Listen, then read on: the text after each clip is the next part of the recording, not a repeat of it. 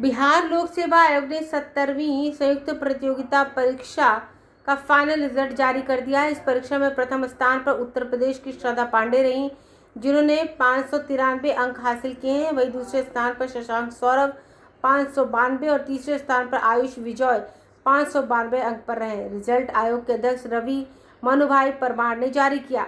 इस भर्ती प्रक्रिया में कुल 2035 पदों के लिए वैकेंसी निकाली गई थी, जिसमें से 2027 उम्मीदवारों का चयन किया गया। यह बीपीएससी के इतिहास की सबसे बड़ी वैकेंसी मानी जा रही है। लगभग 4.83 लाख अभ्यर्थियों ने आवेदन किया था, जबकि 3.28 लाख उम्मीदवार प्रारंभिक परीक्षा में शामिल हुए।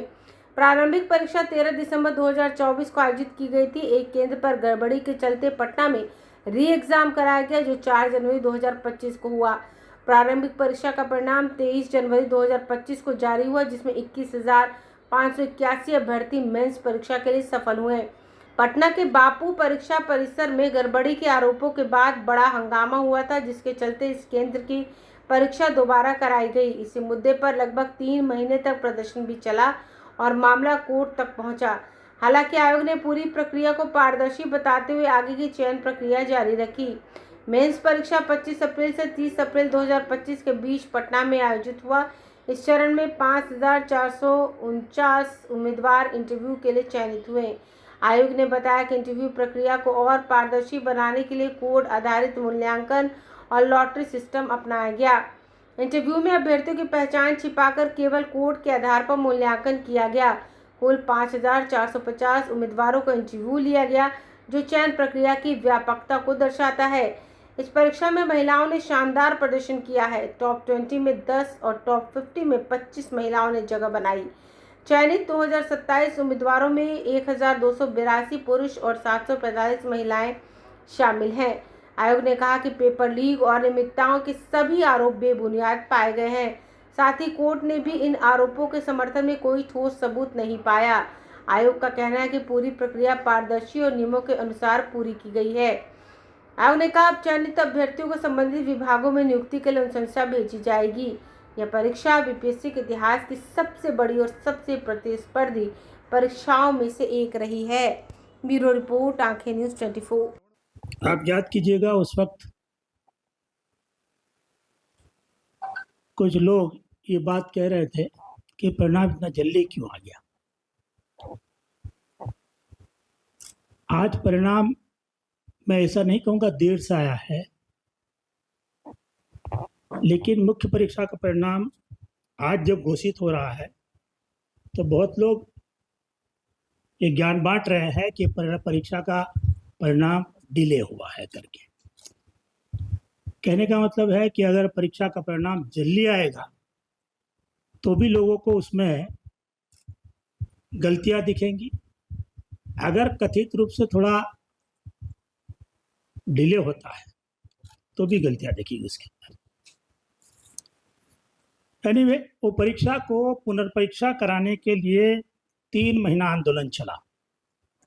आपको याद होगा उस वक्त किस तरह से पटना जाम, तो चक्का जाम, तो बिहार बंद, तो रेल जाम, तो क्या क्या करके मसाल जुलूस, तो ये घिरो तो वो घिरो करके किया गया। और दुनिया भर के काल्पनिक अफवाह फैलाने वाले वीडियो बना के विद्यार्थियों को, अभ्यर्थियों को दिग्भ्रमित करके गया, उकसाया गया पुनर्परीक्षा के लिए। यहाँ तक कि बाहर से भी आंदोलनकारियों को बुलाया गया, केस किए गए, व्यक्तिगत केस किए गए, पीआईएल की गई पटना हाईकोर्ट में आधा दर्जन। आपको पता है पटना हाईकोर्ट ने क्या निर्णय दिया। वहां से संतुष्टि नहीं मिली, आंदोलन चालू रहे, लोग सुप्रीम कोर्ट तक गए, वहां से डांट खा के वापस आए। आयोग का स्टैंड ये पूरे 3.5-4 महीने के आंदोलन के बावजूद रत्ती भर चेंज नहीं हुआ था। जो बात हमने 16 दिसंबर 2024 को कही थी, उसी बात को हमने माननीय उच्च न्यायालय में दोहराया, उसके जितने काउंटर एफिडेविट दिए उसी में बताया, और वही बात हमने सुप्रीम कोर्ट में की थी।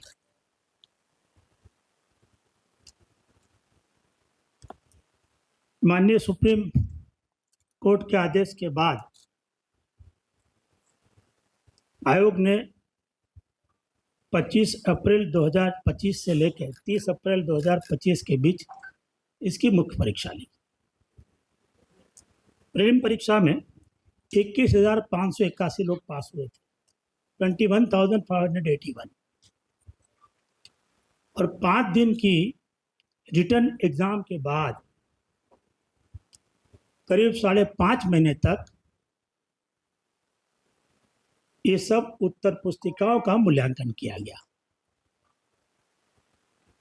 मई महीने के एंड से लेके अक्टूबर महीने के एंड तक, और साथ ही साथ करीब 1.5 महीना तक आयोग के कर्मचारियों ने वो सभी उत्तर पुस्तिकाओं की स्क्रूटिनी की कि जो इवैल्यूएशन हुआ है वो सही हुआ है कि नहीं। 3 स्तर की जांच परीक्षा की उत्तर पुस्तिकाओं के इवैल्यूएशन के बाद की जाती है। कोई भी उत्तर पुस्तिका है किसी एक इवैल्यूएटर के भरोसे नहीं छोड़ी जाती। आप सब जानते हैं कि एक इवैल्यूएटर सिर्फ एक ही क्वेश्चन की जांच करता है, इसलिए कोई इवैल्यूएटर किसी परीक्षा किसी उत्तर पुस्तिका में किसी रूप से किसी को फेवर या डिसफेवर कर ही नहीं सकता। दूसरा, सभी उत्तर पुस्तिकाएं कोडेड रहती है, जिसमें ना विद्यार्थी का नाम अभ्यर्थी का नाम या नंबर रहता है, उसका कोडेड नंबर रहता है, और ऑन स्क्रीन मार्किंग होता है उसका, जिसका एक लेवल ऊपर HE के स्तर पर प्रति उत्तर पुस्तिकाएं जिसमें अनकॉमन रूप से कम या ज़्यादा नंबर दिए हैं वो, और वैसी उत्तर पुस्तिकाएं जिसमें एवरेज नंबर दिए हैं उसकी भी जांच की जाती है सर्टेन परसेंटेज की। ये दूसरे लेवल की स्क्रीनिंग है। और तीसरे लेवल की स्क्रीनिंग, जैसे मैंने कहा, हमारी स्क्रूटिनी करने वाले कर्मचारी करते हैं।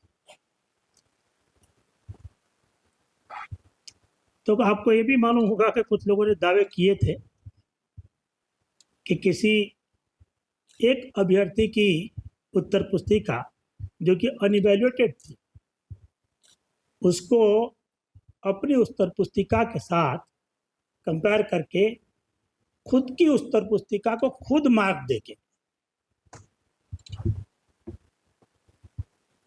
या ऐसे ज्ञानी गुरु जी से जांच करा के वो खुद मार्क लेते थे। वो कहते थे कि मेरा नंबर इसमें ज़्यादा है, मैं पास क्यों नहीं हुआ करके।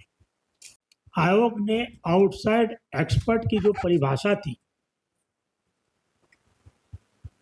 जिसकी गुणवत्ता थी, उसका जो व्याप था, उसको विस्तारित किया। करीब 40 वरिष्ठ एडिशनल चीफ सेक्रेटरी रैंक के IAS ऑफिसर, जिसमें से कुछ बिहार के थे, ज़्यादातर बाहर के राज्यों के थे, 35 एडिशनल DG रैंक के IPS ऑफिसर, जिसमें से भी कुछ बिहार के थे, ज़्यादातर बिहार के बाहर के थे, और करीब 60 से अधिक विशेषज्ञ, प्रतिष्ठित एकेडमिशियन, जानी मानी यूनिवर्सिटी के प्रोफेसर, जो सब बाहर के थे, उनको आमंत्रित किया था। इस वर्ष हमारे वहाँ एक्सपर्ट के रूप में आने वाले में IIT, IIM Ahmedabad, IIM Raipur, IRMA, Delhi university, Banaras Hindu university और कई सारी देश की अन्य प्रतिष्ठित यूनिवर्सिटी के 25 से 35 साल या उससे अधिक की सेवा कर चुके professor, vice chancellor, university grant commission के मेंबर इत्यादि लोगों को आमंत्रित किया था। पूरी की पूरी साक्षात्कार की जो सिस्टम है उसमें कहीं पर भी अभ्यर्थी की कोई भी पर्सनल इंफॉर्मेशन, उसका नाम, फादर का नाम, एड्रेस, किस कॉलेज में पढ़े हैं, किस जिला से है, या कोई भी चीज एक्सपर्ट्स को बताई नहीं जाती है, ना ही अभ्यर्थियों को बताने दिया जाता है। और सभी एक्सपर्ट को भी हर एक शिफ्ट में हम लोग रिशफल करते थे। तो 3 एक्सपर्ट अगर एक इंटरव्यू बोर्ड में होते हैं मॉर्निंग शिफ्ट में, वही एक्सपर्ट आफ्टरनून शिफ्ट में होंगे कि नहीं होंगे वो लॉटरी पर निर्भर करता है। अमूमन बदल जाते हैं, दूसरे दिन फिर बदलते हैं। तो हर एक शिफ्ट में, चाहे मॉर्निंग हो चाहे आफ्टरनून हो, और सोम से लेकर शनिवार तक हर एक शिफ्ट में इंटरव्यू बोर्ड के चेयरमैन और इंटरव्यू बोर्ड के मेंबर बदल जाते हैं, और किसी को पता नहीं रहता कि वो किस बोर्ड में जाएंगे, जैसे अभ्यर्थी को पता नहीं रहता कि वो किस बोर्ड में जाएंगे करके। तो ये ब्लाइंड असेसमेंट मेथोडोलॉजी को बहुत सख्ती के साथ आयोग ने लागू किया। साथ ही माननीय उच्च न्यायालय के आदेश के आलोक में परीक्षा के बाद ग्रीवांस रिड्रेसल सिस्टम लागू की गई और उसको सिर्फ ऑनलाइन किया गया, ताकि कल को कोई ये ना कह सके कि साहब मैं देना चाहता था लेकिन नहीं दे पाया, या कोई ये ना कह सकते कि मैंने 10 दिन पहले दे दिया था, मेरी एप्लीकेशन पर कोई कार्रवाई नहीं हुई। सभी परीक्षा के बाद 72 घंटे के लिए हमारा पोर्टल खुलता है, जिसको जो कंप्लेंट करनी है, जो देखा है, जिसका जो प्रूफ है, वो प्रूफ के साथ वो पब्लिक ग्रीवांस रिड्रेसल जो सिस्टम है ऑनलाइन, उसके ऊपर अपनी ग्रीवांस दे, एफिडेविट के साथ हम उस पर कार्रवाई करते हैं। आपको याद कीजिए उस वक्त किस किस तरह के कंप्लेंट किए गए थे। ये अफवाह फैलाई गई कि हमारे मॉडल क्वेश्चन से हूबहू क्वेश्चन सब लड़ गए, ये भी कहा गया था। आयोग ने उसकी भी जांच कराई थी, पाया कि कोई क्वेश्चन नहीं लड़ा था। मॉडल क्वेश्चन सीरीज से आयोग का क्वेश्चन लड़ ही नहीं सकता, क्योंकि आयोग का क्वेश्चन परीक्षा के कई हफ्तों महीनों पहले प्रिपेयर हो जाता है। मॉडल क्वेश्चन परीक्षा के पैसा कमाने के लिए परीक्षा के कुछ दिन पहले इश्यू किए जाते हैं। लेकिन ये चर्चाएं सोशल मीडिया पर लगातार चली कि क्वेश्चन पेपर लीक है, क्वेश्चन पेपर की क्वेश्चन अवेलेबल है, वो अवेलेबल नहीं करा पाया। लेकिन उस बहाने ठगों ने अभ्यर्थियों को एक तरह से दिग्भ्रमित किया, बरगलाया और उनसे राशि की वसूली की, और उसमें सब लोग शामिल हैं। परीक्षा माफिया तो है ही है, शिक्षा और कोचिंग माफिया भी शामिल है। और ऐसे तत्व भी शामिल है जो मौके का फायदा उठा के लोगों को झांसा देते हैं, ठगी करते हैं। ना 70वीं में, ना एडीओ में, ना एफआईआर में, ना एसयूवी ने कोई ऐसा प्रूफ दिया है जिससे परीक्षा की सूचिता प्रभावित होने, लार्ज स्केल कदाचार होने, पेपर वायरल होने या उसके संबंधी कोई भी प्रूफ प्राप्त हो। आरोप खूब लगे कहानियां खूब गढ़ी गई, कल्पना खूब बनाई गई, लेकिन किसी ने प्रूफ नहीं दिया। बच्चे प्रूफ मांगते रहे।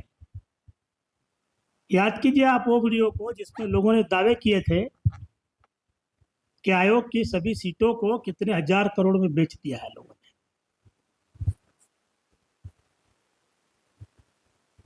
एक गुरुजी ने अपने क्लास में एक अकाउंट से बी अकाउंट में और बी अकाउंट से सी अकाउंट में और सी अकाउंट से डी अकाउंट में राशि जाने की कही थी, बोला था कि मैं प्रूफ दे दूंगा।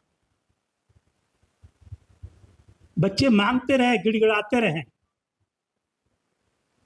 कि सर परीक्षा में आज अरे इसकी सुनवाई आज कोर्ट में है, हाई कोर्ट में है, प्रूफ दीजिए। कोई प्रूफ नहीं दे पाया। ये भी अफवाह उड़ाई गई कि क्वेश्चन पेपर गया से लीक हुआ है, ट्रेजरी से लीक हुआ है। मेरे पास प्रूफ है, कोई प्रमाण नहीं। न आयोग को दिया, न एसयूवी को दिया, न माननीय उच्च न्यायालय को दिया, ना सर्वोच्च न्यायालय को दिया, ना बच्चों को दिया। भरोसा करते रहे बच्चे, लेकिन किसी को कोई प्रूफ नहीं मिला, क्योंकि कोई प्रूफ था नहीं।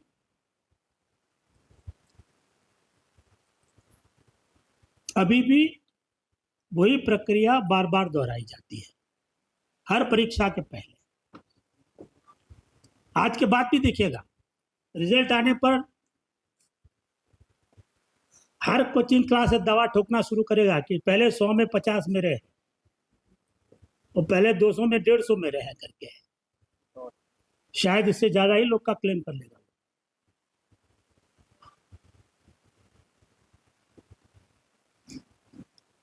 तब तक वो नहीं कहेगा कि ये सेट बिकी हुई। उसको पूछिएगा तो बोलेगा नहीं, मेरे बच्चे तो मेहनत करके पास हुए, बाकी का सब बिका हुआ है। बाकी को पूछने जाइएगा तो कहेगा मेरे बच्चे ठीक से पास किए हैं, बाकी का